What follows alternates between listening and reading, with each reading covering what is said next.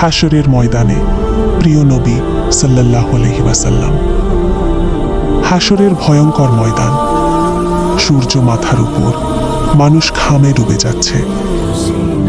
মা নিজের সন্তানকে চিনতে অস্বীকার করছে, ভাই ভাইকে এড়িয়ে চলছে।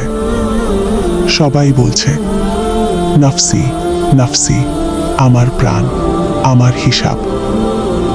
সেই বিভীষিকাময় মুহূর্তে নবী আদম আলাইহিস সালাম বলবেন, আজ আমি নিজের চিন্তায় ব্যস্ত।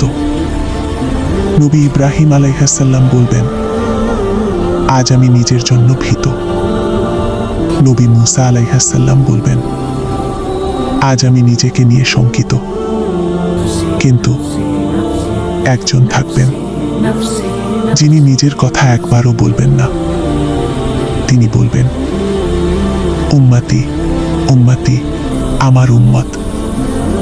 তিনি আমাদের প্রিয় নবী মুহাম্মদ। তিনি সিজদায় পড়ে যাবেন, চোখের পানি আর দোয়ার শব্দে আরশ কেঁপে উঠবে। আল্লাহ জিজ্ঞেস করবেন, হে আমার হাবিব, কি চাও? নবী সাল্লাল্লাহু আলাইহি ওয়াসাল্লাম বলবেন, হে আমার রব, আমার উম্মতকে ক্ষমা করে দিন। তারা জানতো না, তারা দুর্বল ছিল, তারা আমাকে ভালোবাসত।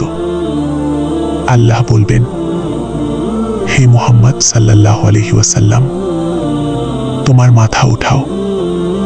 তুমি যা চাইবে তাই দেওয়া হবে। তোমার শাফাআত কবুল করা হলো।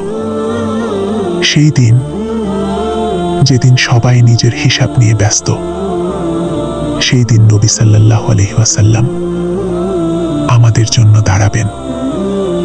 যারা গুনাহে ডুবে গেছে, যারা কান্না ছাড়া কিছু আনতে পারেনি, যারা শুধু বলেছে, ইয়া রাসূলুল্লাহ, আমি আপনার উম্মত, তাদের হাত ধরে তিনি বলবেন, এরা আমার উম্মত।